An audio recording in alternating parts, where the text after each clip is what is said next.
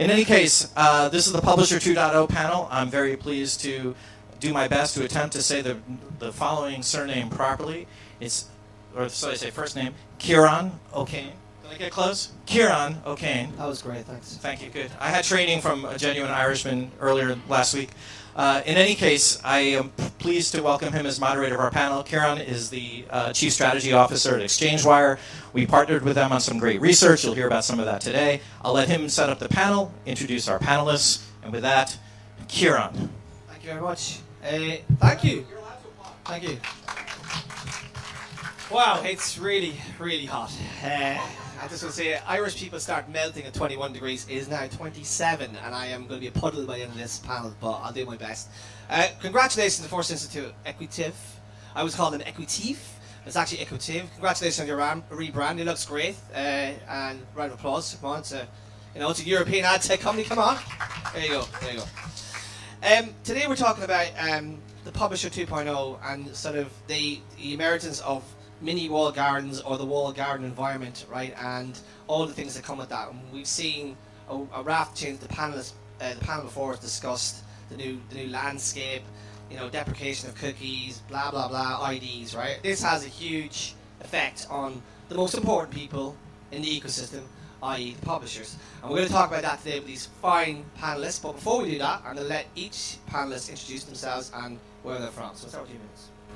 Hello and good morning everybody. I'm Maylis Chevalier. I'm the Director of Innovation and Digital Product of Vocento.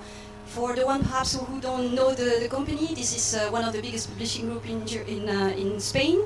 And we have actually 60% is media, the rest is actually diversification until gastronomy. Hi everyone, my name is Sophie. I'm Head of Programmatic and Tech at Dexerto, and I'm co-founder of the Women in Programmatic Network. Hi everybody, I'm Sebastien Noel. I'm Head of Digital for Publicité, which is the media sales house of Le Monde Group.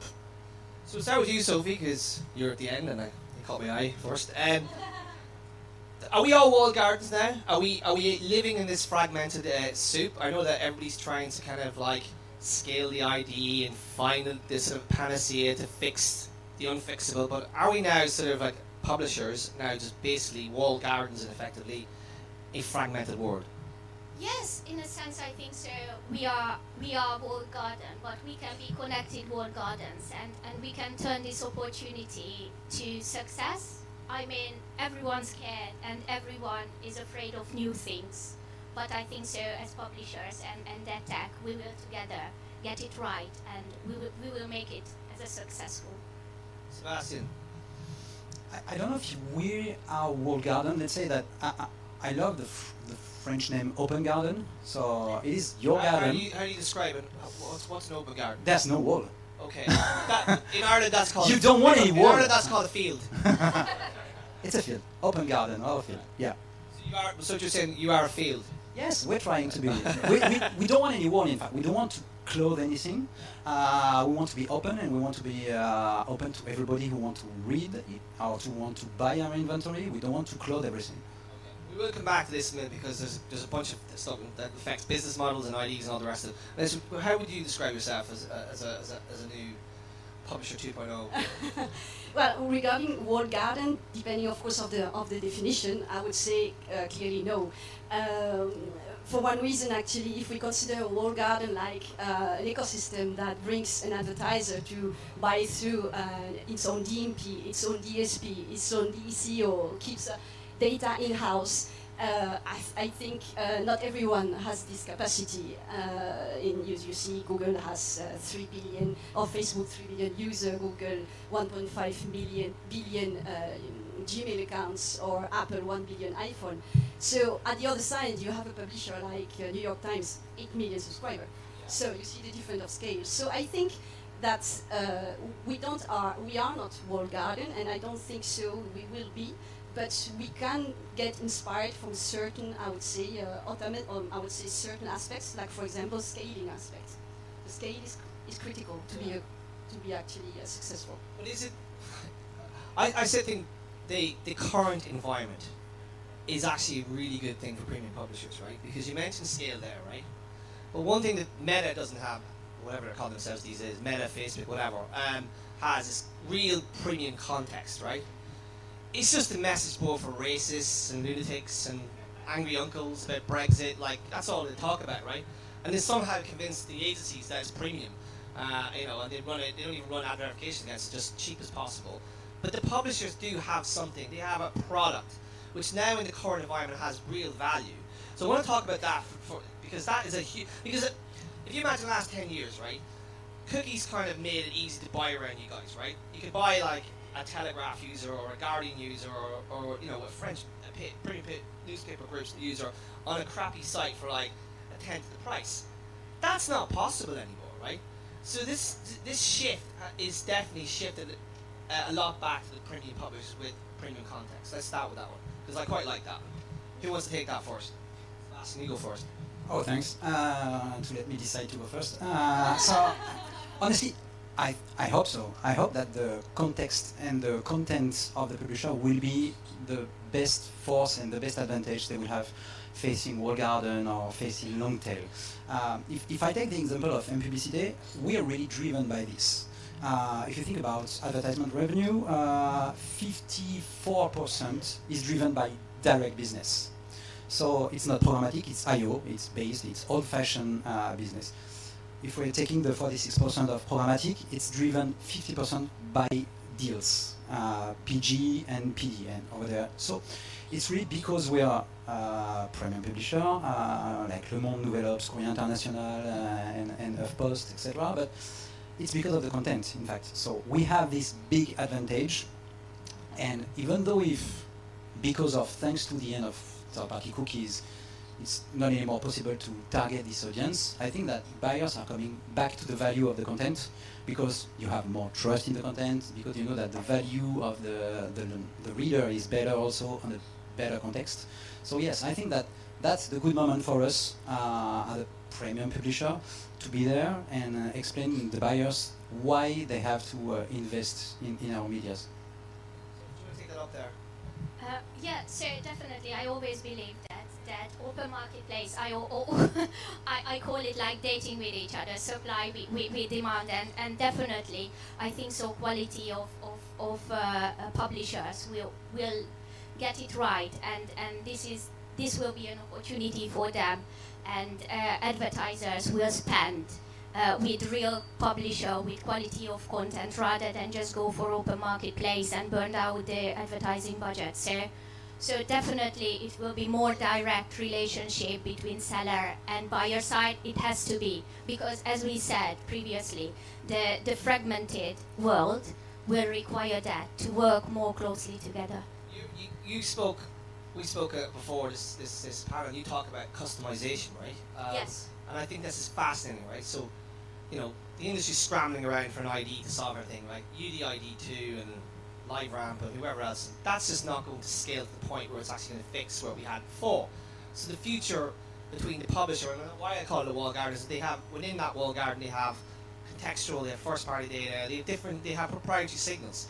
So do you think that, you know, regardless of the integration, because Sebastien got some views on that himself, but the data piece, the products that you build, they're going to be interesting from a customization point of view. So you're going to work directly with the agencies to do more customized stuff. Yeah, sure. I think so. We need to step back a little bit. I think so. We need to give a customized journey for our users and learn about these customized behaviors, and after that build our product, customized product to the advertiser itself. So it's a two-way game. So you can't customize in one way and just let advertisers have what they want. I think so that the key point is here to get the user right and keep the user on the site. Sebastien, you see that as well in terms of like, because you were telling me obviously those stats there, like you do a lot of IO business. Yeah. And the programmatic you do is very PG, right? It's sort of programmatic guaranteed. The open marketplace is down the pecking order. So yeah, obviously the job is done for the publisher.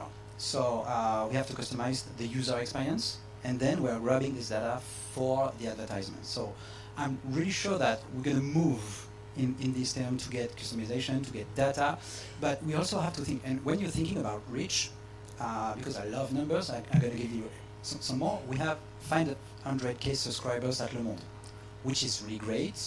We are the biggest publisher in France on subscriptions. But if you think now about advertisement, what is 500K login? It's so small, nobody care about it. Really, you won't run a campaign with this.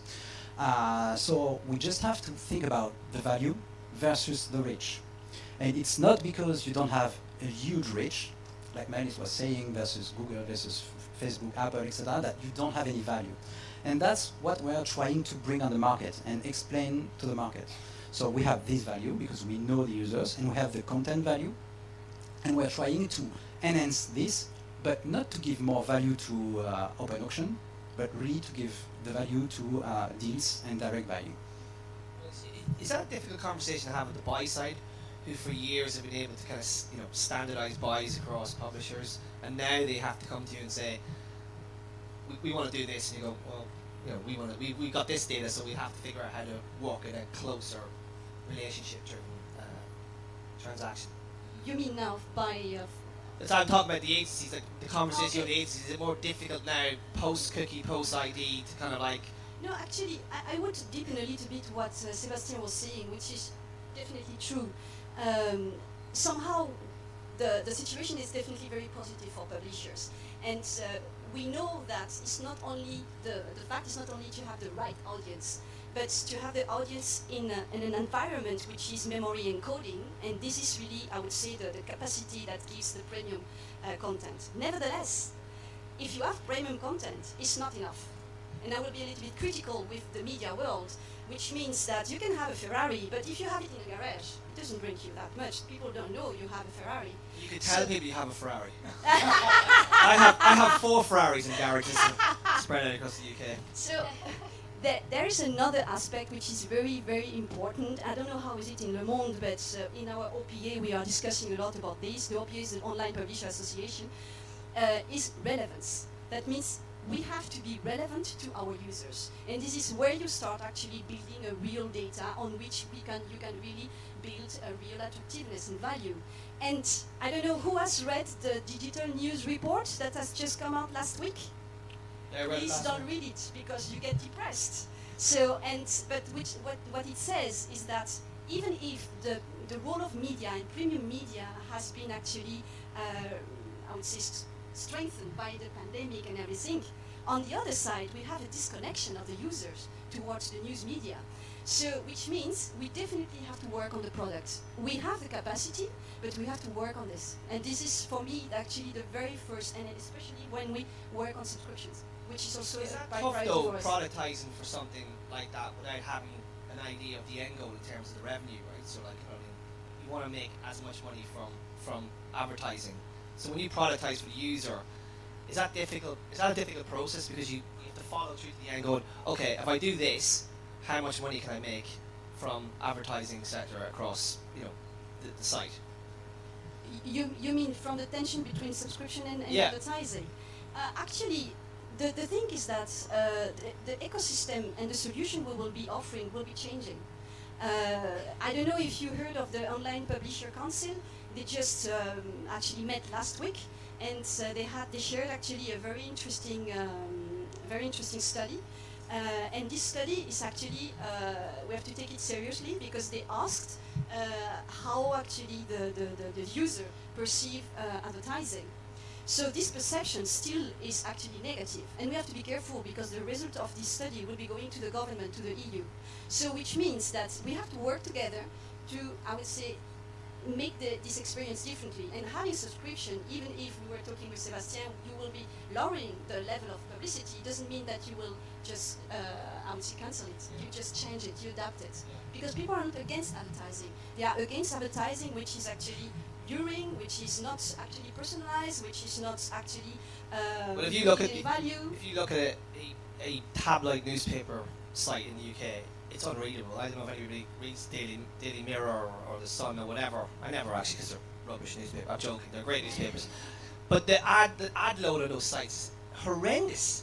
Like there's streaming ads, there's pop-up ads, I mean, you can barely even read the article. The article's like 4 paragraphs, and I can't even read it because I have a bunch of like ad tech all over the page.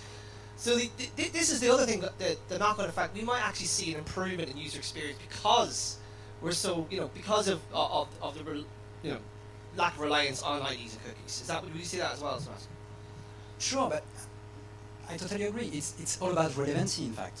If you have relevant content and relevant ad, you're going to be balanced, and you won't have any issue with the user. Think about when you're buying a newspaper, on the print newspaper, you have ads inside. Nobody is struggling, nobody is angry about it, everybody is fine with it, because it is contextual, more or less, and it's qualitative. Okay, we just have to do the same stuff on digital.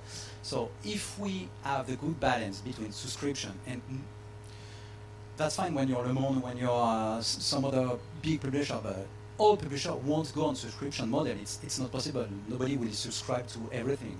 Some have to work with advertisements mostly, but if you're relevant, if it's only non-personalized ad, always the same, you'll be fed up of it. And so you're going to look for another website to get the content. And be relevant is the key. I totally agree. I'm just going to basically pull in a stat from the report we did with Equativ recently, and it said it had a high score of 8 about the impact of privacy mandated changes, basically. So it was 8 out of 10. I just want to ask the panel, how is that affecting your choice of sort of tech stack or the vendors that you work with? Because obviously that's a huge stat from Publicité. By the way, this is run across the entire of Europe. I think it's 6-7 markets. So from your perspective, is that affecting the way you look at specific vendors, that privacy piece? Is like that is a sort of a factor when you choose a partner? Sophie, we'll start with you.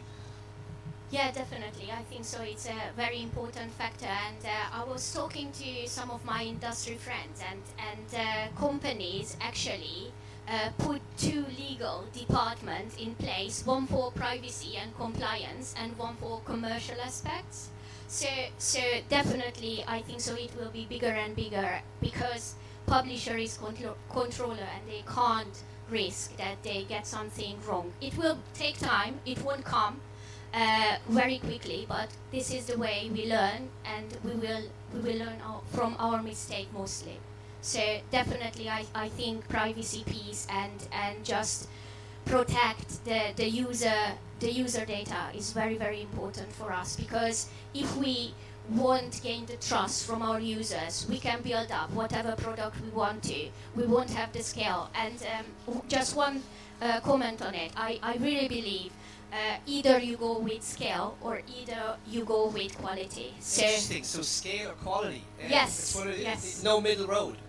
I mean, could be, but you won't be able to achieve the same scale like Facebook. And I think so. You mentioned about Google. Definitely not. Definitely not. Sebastien, is that informing your decisions then? The privacy piece, like, I mean, it's a big consideration, especially for Europe. Like, I mean, obviously the US is still loose. Hey, you can do anything there. Jesus Christ. I mean, it's absolutely ridiculous what's going on in the US. Until they get a federal law, it's going to be mayhem over there.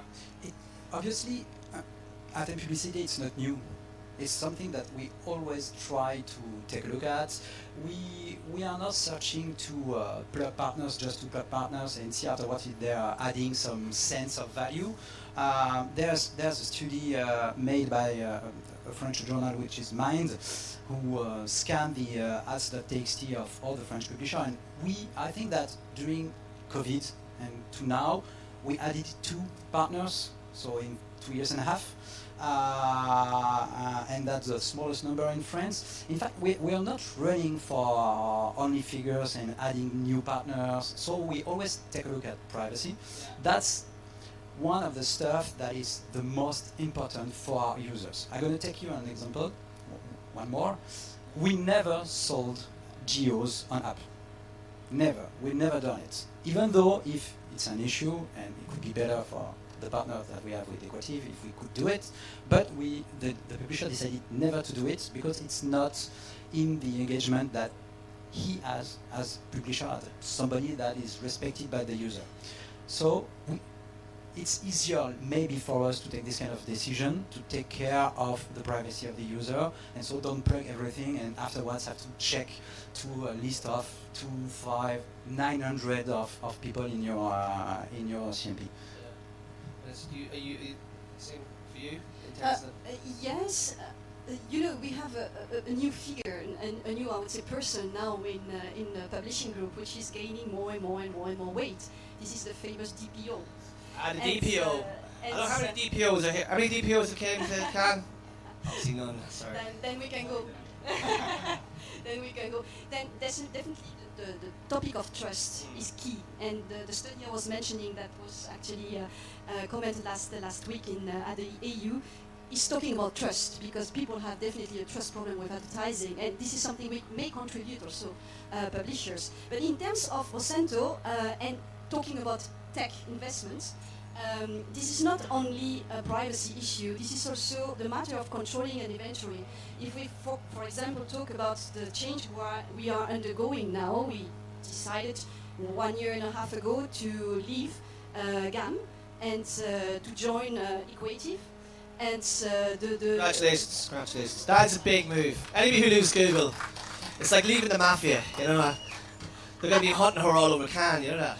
I had to make a little, but change her address and everything on her name. This is not really her name. But just to make it clear is that Vocento in Spain now, but perhaps we might trigger, I would say, a reign of changes. We've been only always the Asterix and Obelix regarding Google. Not always with a lot of success, but now this time it's getting, I would say, really serious through Vocento, but also through our buying company, which is WeMass, buying through Godot, Prisa, and us, which is also somehow stealing a lot of open markets. So I would say our motivation by tech investment is controlling our own inventory. So this is also the way to make sure that privacy is actually also respected. It's interesting. We've got 5 minutes now, I was told, and we can have some questions. If you want to run and get some water, that's fine as well. I understand that completely. So I want to go back to that business model, because that's interesting. I had a conversation with a couple of publishers in the UK, because I like to drink, with people. And a couple of publishers told me they started hiring loads of salespeople again, right? Because there's more money right now in doing customized campaigns with agencies than there ever was before. Because the agencies cannot buy the way they used to, which is, in a way, it's great for publishers that we come back this way. I still think programmatic has a huge role to play in execution and customization around, data signals. But I want to talk about that, is this are we going to see a renaissance in the salesperson, publisher salesperson? God, they've got such a bad rap over the years, so are we going to see more publisher salespeople running around Cannes next year, doing deals, using Equativ as a means to sort of execute those deals? See the way I did that? That was quite good, wasn't it? Are we seeing a change in mindset? I loved it's either scale or it's the customization piece, Sophie. So are we going to are we see more salespeople? That was my question, basically. Sophie, you can start with you. Yes, because if you want to customize something and if you want direct relationship, and So you definitely need experts, salespeople, and people who can actually support salespeople for these deals or sealing these deals. So I'm always a big supporter of, as I said to you, direct deals rather than open marketplace, because we work with the buyer side as a partner rather than just supply the inventory for them, and we can learn from each other. So it could be value exchange, a knowledge exchange, and we can serve the user for the best. What is the most important? Yeah. Like relevancy, we can talk about relevancy. We can talk about customization, and everything come back to our user. Yeah. And this is what we need to appreciate. And I like the fact that we're not saying that ad tech hasn't a role in this. What ad tech needs to become is an enabler rather than an arbitrage play, i.e. like bloody Google who take 40% in the pound or the dollar or whatever else, right? Ad tech needs to be, so this man here is selling loads of IOs, right? He wants technology that he can increase the CPMs, right? It doesn't necessarily have to go to a black box, Sebastien. Programmatic is just a tool, in fact. Exactly. So I don't know who thought that thanks to programmatic you won't have any more sales, but it's a big mistake. You need sales because you need to explain why you're a premium publisher, why your data is important, why your viewability is great or not, and explain it. So it's just a tool. So maybe some of us forgot and thought that thanks to open auction they will grab a lot of money from they don't know where and don't know how and don't know how much will it cost. But now that we have the possibility to manage everything by ourselves, thanks to programmatic also, we have to get more and more sales on the ground, speaking to agencies and explain where is the value. So are you interviewing salespeople here at Cannes? I think you are, aren't you? you're heading off to interview salesperson after this. I'm sure you will be a very good one. I used to be a very good salesperson. I agree with the number, but more into the quality. I think we don't need directly to increase the number of sales, but more to change their profile, the way they work. It's not a matter of telling our stories, but it's the matter of listening to the stories of the advertisers. We are now entering a brand new phase in terms of macroeconomic environments, and I think this is where we have somehow an edge compared to other players, and which means also another different way of selling. It's more like you sell a solution than selling a product, which is supposed actually being a greater listener, which is sometimes in Latin countries not always the case. On that note, we'll finish up. I want to thank our publisher panel for sitting in 27 degree heat. And I want to thank you, our fine audience, for sitting in 27 degrees. Actually, this is a very positive panel. I'm very hopeful about premium publishers. I think this change in the ecosystem is going to help these fine and important institutions in our political system, in our daily lives, stay alive and do well. So a round of applause please for our panel, and thank you for Equativ for hosting this panel. And thank you. Now get some water. Rehydration is really important, people. Rehydration. Thanks. Thanks, Karen. Very well done. Interesting panel. I love the positivity. We need that. We need that. I'm on the right spot here. Thank you, everyone, for coming. Don't go, though. Have some water. You've earned it. There's a brunch starting very shortly inside where it's hopefully cooler and where there's more food and more things to drink. So we welcome you all to please stick around and enjoy. And thank you.